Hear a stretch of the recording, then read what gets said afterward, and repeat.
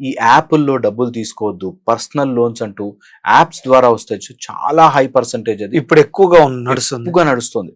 అస్సలు అలాంటి జోలికి పోకూడదు. అవి ఎక్కువ అయిపోతాయి. పర్సంటేజ్ 25, 24, 30% కూడా మనకి అంటే అవసరానికి తప్పట్లేదు మరి. ఇప్పుడు నేనే ఉన్నానండి, అర్జెంట్ అవసరం వచ్చింది, బ్యాంక్ ఇవ్వట్లేదు, చిట్ ఫండ్స్ తెలిసిన కూడా ఇవ్వని పరిస్థితి. సో వాడిని అడిగే బదులు ఆ ఫోన్ లో ఒక యాప్ ఎక్కించుకొని తీసుకుంటే బెటర్ ఏమో. ఆ టైంకి ప్రాబ్లం అనేది సాల్వ్ అయింది ఆలోచిస్తుంటారు.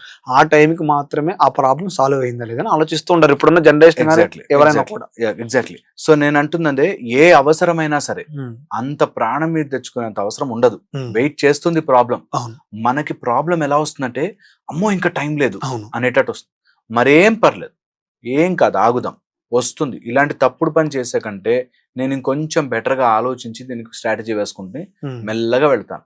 వాళ్ళకి కావాలంటే చెప్తాను, బస్ ఈ మంత్ లేదు, నెక్స్ట్ మంత్ కైనా సిన్సియర్ గా ట్రై చేసి ఇస్తాను, ఎంతో కొంత ఇస్తాను అని సిన్సియర్ గా ఒక అటెండ్ ముందుకు వేయడమే మంచిది. కానీ ఈ యాప్ లో తీసుకుని ఆ వడ్డీ ఈ వడ్డీ రెండు కలిసిపోయి ఇంకా ఇంకా పెరిగి చాలా ఇబ్బంది అయిపోతుంది.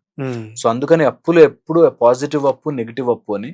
నెగిటివ్ అప్పు ఇట్లాంటి వాటిలోంచి వస్తుంది, యాప్ల ద్వారా లేదా హై వడ్డీల ద్వారా, ఈ వడ్డీ మీద వడ్డీ పడేటట్టు అట్లా వస్తుంది. ఆర్ పాజిటివ్ అప్పు ఇస్ నీ కంపెనీ కానీ ఏదైనా ఎస్టాబ్లిష్ చేసుకోవడానికి ఒక లోన్ తీసుకుంటే దాన్ని నీకు కంపెనీయే సంపాదించి పెడుతుంది. ఆర్ నీకు ఏదైనా బిజినెస్ ఉంటే బిజినెస్ సంపాదించి పెడుతుంది. ఊరికే చేతి ఖర్చుల కోసము వాటి కోసం వీటి కోసం తీసుకోకూడదు.